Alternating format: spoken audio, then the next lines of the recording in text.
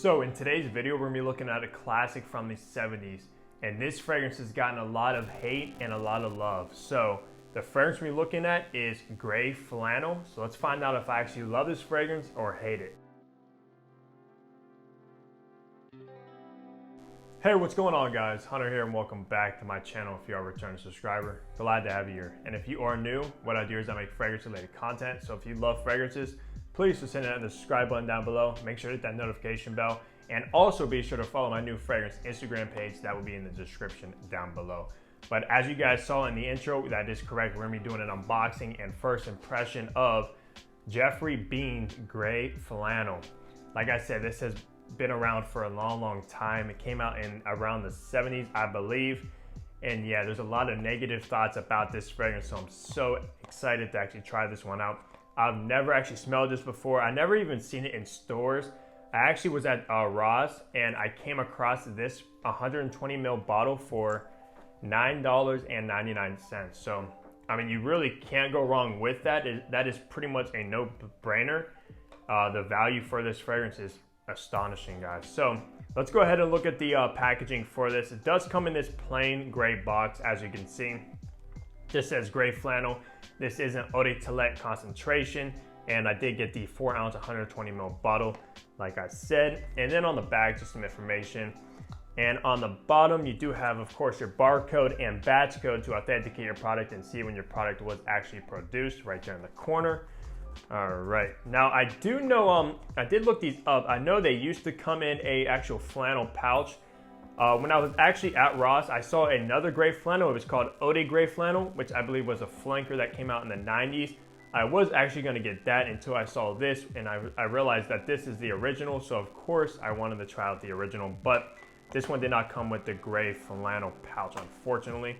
I wish it did, but it is what it is. So let's go ahead and pop the top. Set that to the side. Wow, now this bottle actually looks very clean and just minimalistic, to be honest with you, but I do like it. Kind of has like this grayish green hue to the glass bottle. You do, of course, have your Gray Flannel sticker up top. And then on the bottom, of course, you just got your batch code and information down there. Now, this was not wrapped in cellophane. I don't know if it was actually opened before, but of course, as you can see, they just put the sticker on there, so it did not come with the cellophane. So I never sprayed this one yet. Don't worry about that. This is a genuine first impression of Gray Flannel. So the cap up top, it does not click into place, but it does pretty much hold on by friction, which is nice. You can still pick it up by the cap, which is good. So let's go ahead and try this out, guys.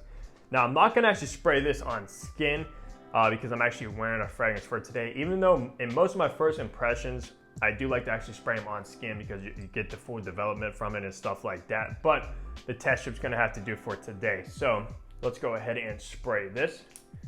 All right, so it was not sprayed before, which is good. Gotta pump it. 2 sprays. The atomizer is not good, actually, in my opinion. It barely actually sprayed that much mist, but it is what it is. Gonna have to spray a little bit more. Now, wow. I'm picking this up in the air, guys, already. Whew. Okay, all right. Now I can definitely see why people would dislike this one. It's very pierce. Very green and earthy. I'm picking up on a ton of violet leaf, guys. Wow, all right. Now, even though I'm picking up on a lot of violet leaf, this is actually coming across a very masculine. Like your typical 70s kind of masculine fragrance, in my opinion. Very green. I think I'm also picking up on oak moss. I think that's what's giving it the masculine green touch to it, guys. Wow. All right, I cannot see this one being crowd pleasing whatsoever. At least from the opening. I'm not sure how it's gonna dry down, but the way it's coming across, it doesn't really seem that complex. It does seem kind of linear, like it's what you're gonna get in the opening is also what you're pretty much gonna get in the dry down. This is how it's coming across to me. Okay. I actually, from my thoughts, guys, so far, I actually really enjoy this. Because I'm actually into these kind of like masculine fragrances from like the 70s, 80s, etc. Kind of like Chanel Antaeus. I love Antaeus. I'm getting a sort of a similar vibe to Antaeus by Chanel. It's almost coming across slightly like animalic as well, almost like civet like.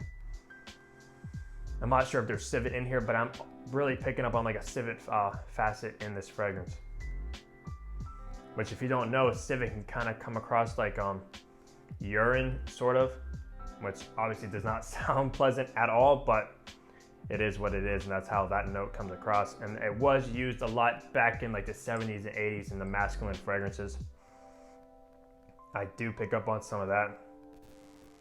But yeah, it's just coming across very earthy, very, very green. And you do have that violet leaf touch in the opening, guys. And also I'm picking up on some kind of like I said, some kind of like animalic touch in here. I'm not sure what it is, but slightly animalic.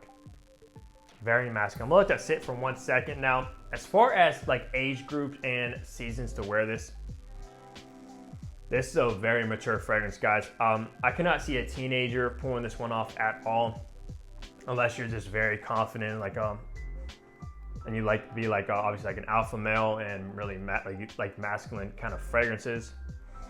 But if that's not the case, I can only see someone in the age range of probably 30 and up actually pulling this one off, guys. I don't see anyone under 30 actually being able to rock this one unless, like I said, you're either into fragrances like myself. I'll definitely be wearing this one. Or if you just like masculine fragrances. Yeah. Yeah, it's not really changing all that much, guys. Like I said, this is on paper, but it's just very linear. Now, as far as seasons go for gray flannel, you're definitely going to want to rock this one in the fall, maybe spring, and possibly winter. Definitely the fall, though. Just the way it's coming across. Gray flannel. Obviously, you wear flannels in the fall, guys. Kind of reminiscent of the name, gray flannel. This will go perfect with a gray flannel, to be honest with you. Yeah, definitely stick to the fall, possibly spring, just because you got that violet leaf and very green and earthy from the oak moss. It actually does smell very like floral, though. I'm actually getting a lot of floral notes in here, possibly more than just the violet. Slightly powdery too. It might be from iris, if I'm not mistaken. But not like a lipsticky iris you're gonna find with like Dior Homme or Valentino One More Intense. Nothing like that, guys. Just sort of powdery with this one. Yeah. This is nice. I'm definitely glad to have this one in my collection. I mean, for 10 bucks for a 120 ml bottle, this will last me absolutely forever, guys. And I've never actually seen this anywhere. I don't think like Macy's and like department stores actually carry this one.